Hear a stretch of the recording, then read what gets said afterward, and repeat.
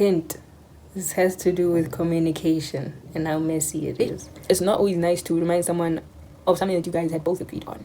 Because it's like, how come I remember, but you always so easily forget?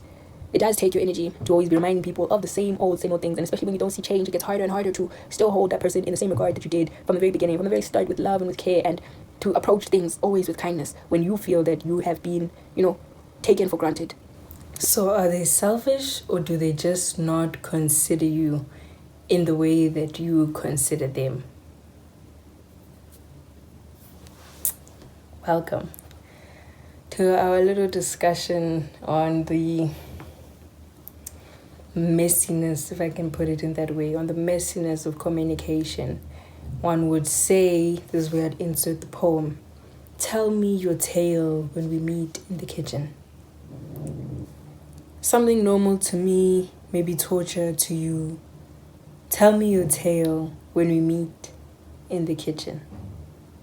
Late nights washing dishes together, to being left alone to man the sinks. Water draining went with my hopes and faith that I could teach us a new togetherness. Tell me your tale when we meet in the kitchen. I don't like the idea of family gatherings, pulling everyone's weight when they see how great your effort is. It is all fun and games when we're prepping and laughing, but you find yourself alone in the end, washing and packing. Can restoration be added to our bonding package? Tell me your tale when we meet in the kitchen. So, you can see just that. Tell something normal to me may be torture to you. Tell me your tale when we meet in the kitchen. It's that thing of how, imagine you always are walking into a mess, and as yourself, this goes right back to the very beginning where we said, are they selfish, or are they just not considering you in the way that you consider them? Perhaps you find that there's always a mess that's made, but because you cannot physically function in that kind of space, you clean up the mess silently. And yes, maybe that's your not so good thing, not so good on your part in terms of holding people accountable, because then you are picking up somebody else's slack, and that can get a little bit heavy on the back. You find, you need to be able to vocalize, speak, even though it's not nice. It's not always nice to remind someone of something that you guys had both agreed on, because it's like, how come I remember, but you always so easily forget? It does take your energy. It is quite draining to always be reminding people of the same old things, and especially when you don't see change, it gets harder and harder to still hold that person in the same regard that you did from the very beginning, from the very start, with love and with care, and to approach things always with kindness when you feel that you have been, taken for granted. But let's consider it like this. There may be 3 cases to this kitchen set. Either you made the mess, you didn't see it, and you left it, of course. They walk in and put 2 and 2 together. You were there, now the mess is there. And so they tell you to clean it. That's scenario number 1. Number 2, you didn't make the mess. There usually is a mess that you will find, but at this point in time, you are defeated and you are finished, and so you ignored it. Subconsciously, you didn't even pay it any mind. You were just like, I can still carry on with my day with this or without it. So you ignored it. You did what you did. They come through, see you and the mess, and they tell you to clean it. That's number 2. Case number 3. Oh, no, just 2 cases. Just 2 cases. So is it unfair? Or is it an opportunity for you to be held accountable and hold them accountable? Like, imagine the situation as though you are on your worst day, you are up to level la, and your patience has been spread as thin as a piece of paper. Then you get somebody who should be the last person to address you on a particular issue, calling you out. And when you think about it, they never seem to be able to account for themselves, for their own behaviors, for their own actions. And it's that thing in that moment, it's like, I won't deny, because I would love for this to be an open communication. I would love for this to be a healthy relationship where someone can hold me accountable and I can hold them accountable as well. So obviously, whether you believe you're in the wrong or not, you have to account and allow the space, open the space for someone to hold you accountable, whether you think you did it or not. Here's the problem. You don't really know how to deal. Do you know how to deal with that? Like, do you, like, what goes through your mind? Like, because for me, it would be a question of, are they selfish? Or do they just not consider me in the way that I consider them? Maybe the things that they do it thinking I would understand. Because they would understand if that was done to them. Do unto others as you would have them do unto you, kind of thing going on subconsciously. Who knows? That is something to consider before you jump straight to maybe they don't actually hate you, even though it definitely would be easier for them to hate you and be seeking out to do you wrong and, be plotting against you, plotting on your downfall. It's a very hard thing to hold space for somebody else, to consider them and to just, love. You have to imagine it like this. In the Bible it would say very wise words. Would it be, take out the log in your own eye before you address the speck, or tell your brother about the speck in their own eye. Things seem like, from my perspective, it's obviously they could be doing this, that, and the third, but who's holding me accountable if I'm too busy looking at them? Because it's obviously not me. If all my energy is put on, you are not doing the right thing, or you're not doing this way, how many times do I have to show you yada yada yada yada yada yada yada? When do you look at yourself and go, what am I doing? What am I doing? It can be a case that is, it's a reflective thing. You do have to have that reflection session, but you also have to unpacify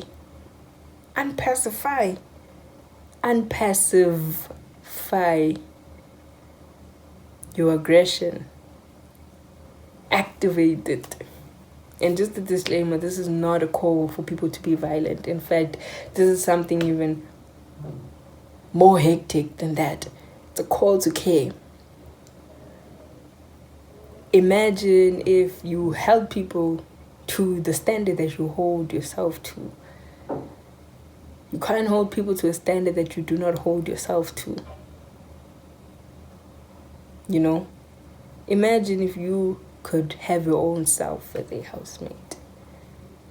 Not exactly when you want, how you want, as you think you would, but imagine if you could duplicate yourself, go through the strains and the wanes of life, but have yourself as a housemate. Would you be cleaning up after yourself when you should? Would you be considering the other person even when you're going through your own things? One thing that's quite difficult about approaching things from a point of care is you can't immediately start with an accusation. You kind of have to consider what are the options, what is the case that it could be leading to this situation. That's a longer process. Takes more work, I think. I think it takes a lot more energy to be considerate than it is just to be neglectful. But guys, hard as it may be, I think that's the worth it thing to do. If you just imagine, there's no way where you live alone. Anyway. Even if we can think of the animals in the wild, they live together. They interact with each other one way or another. Now, thank the Lord, you're not a wild animal. You're living in a society, though it may seem like a jungle. And there's always people around you, where there's people you know or people you don't. And maybe sometimes there's people you wish you didn't know. But you have to do the work in order for us to cultivate a space and a place where everybody can be not necessarily comfortable. I don't think caring is comfortable whatsoever. It's actually a very uncomfortable thing. It's like, I care about what you're doing. Why don't you care about the way that you are doing things to me? Why don't you care about the way that you are doing things and how it might affect me if that's what I'm doing for you? It does feel like then if you're going to come at me and tell me that I've made a mess that I probably did not make because I didn't see it, and I definitely don't think I did it because I never do, it's going to feel a little bit like hypocrisy, like an attack, like, you waited on the perfect time to make me do something that you yourself don't do. Clean up after yourself.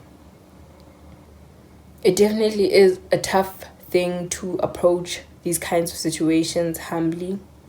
You cannot come with the accusatory tone, because then who's gonna learn? Who's gonna grow? What are you guys gonna gain from that interaction? Absolutely nothing. It may be very, very, very, very, very, very hard. But I like at the end of the poem where it says, can restoration be added to our bonding package? The obvious answer would be yes in response to that, because, obviously, we're discussing, we're dissecting, we can answer the questions in a poem. The answer to that is yes. Can restoration be added to our bonding package? As much as this poem shows this want, or this not necessarily a need, maybe it's a need. Tell me your tale when we meet in the kitchen. That's sort of a need. Like it's an invitation. Yes, it's an invitation. Like, I need to hear back from you. I want to hear from you. So, from the way that the speaker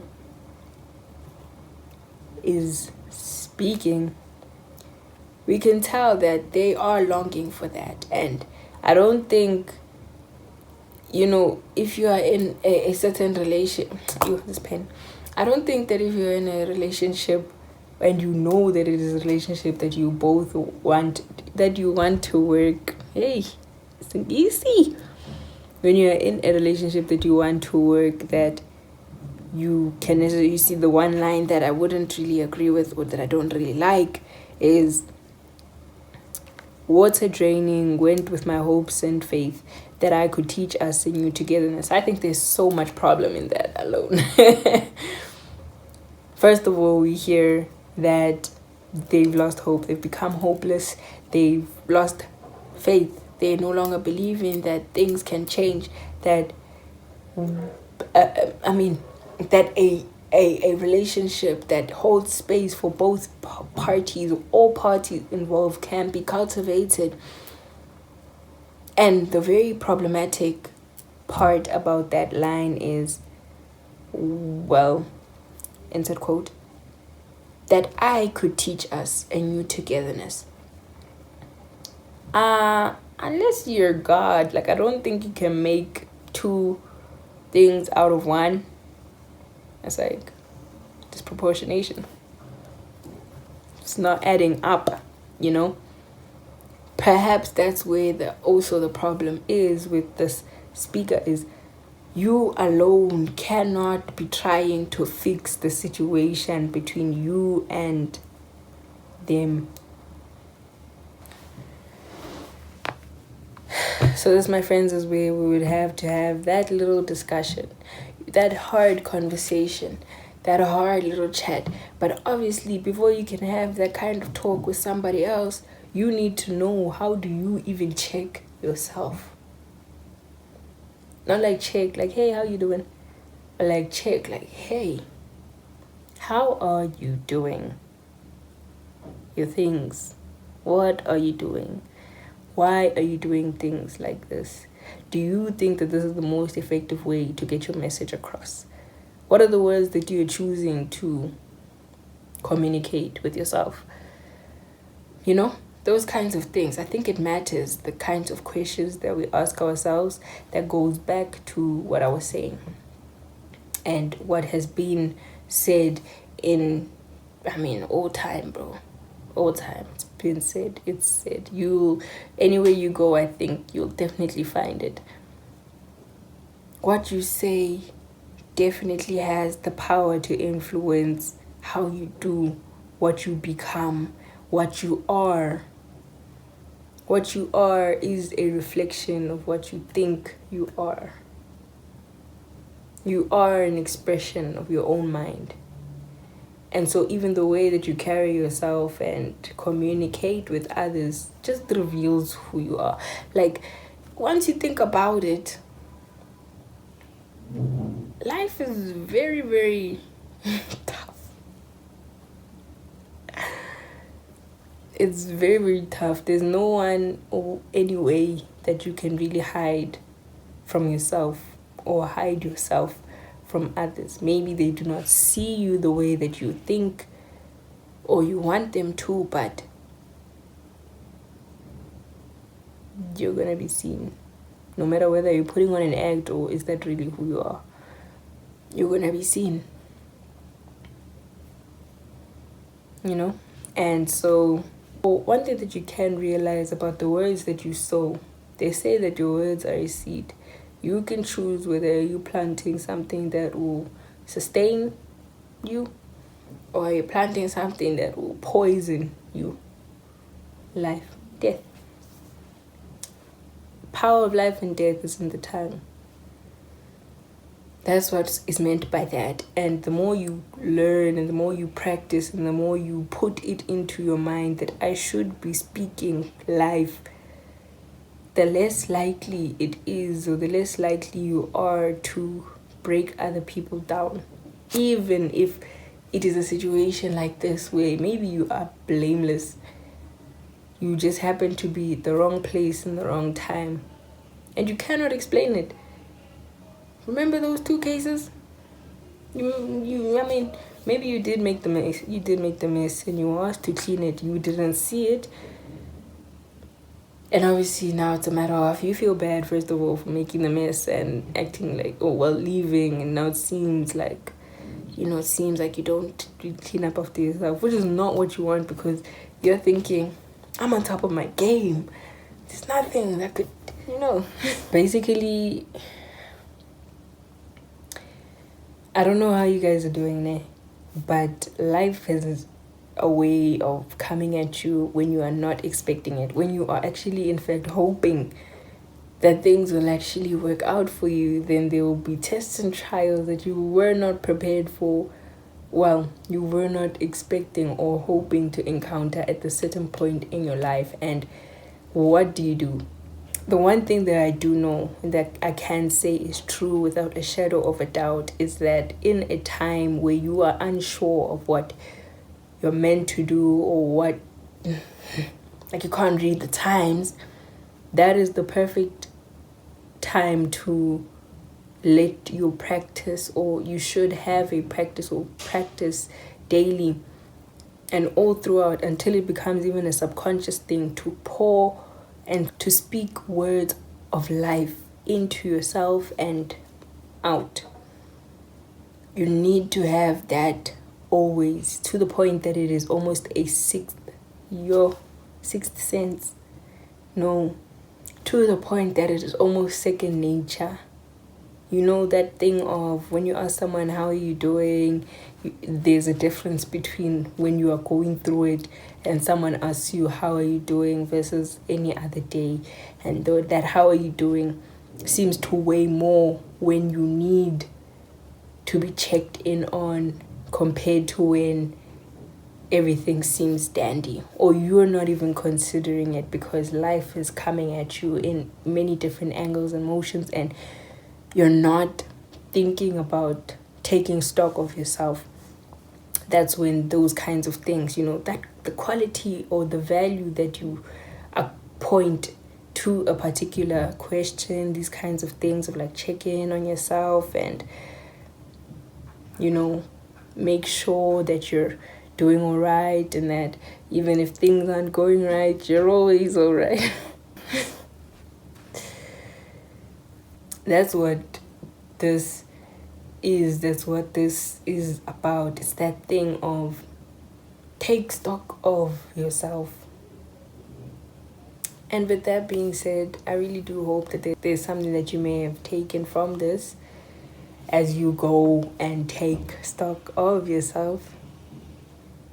If there's anyone you would like to share it with, or even you can just share with me what you thought and what you're feeling. Maybe you've gone through something similar, like you made the mess, and what are the implications of either being accused but you putting down your pride and actually just cleaning up, versus you actually having done it but being held accountable, and how you respond to that and how that affects, moving forward.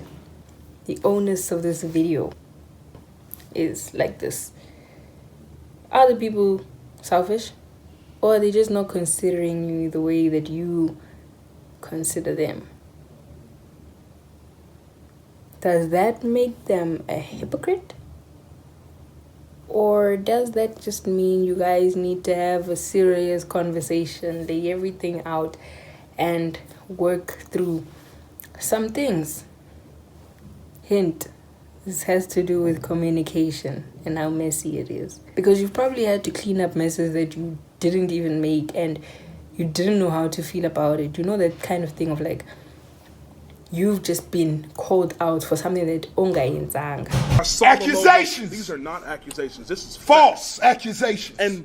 And you don't really have an explanation or able to defend yourself in this case, because you cannot prove that you did or did not do the deed. And for the sake of peace, you have to put your pride aside and clean. Rather bring it up and say, hey, the space was not cleaned. We need to do some cleanup work. We need to up our game. We need to get on top of things more. And let that be a conversation. Let that not be a conviction. Like, you're guilty. You are wrong. See the finger? This is basically like, we need to learn how to clean up our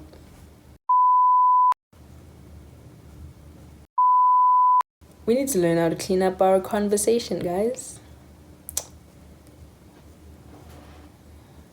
That's plain and simple. What we have to do. And if in any way that or this has resonated or is resonating within you, please do let me know in the comments. And I will be seeing you better. For sure. Hopefully. Next time. Bye.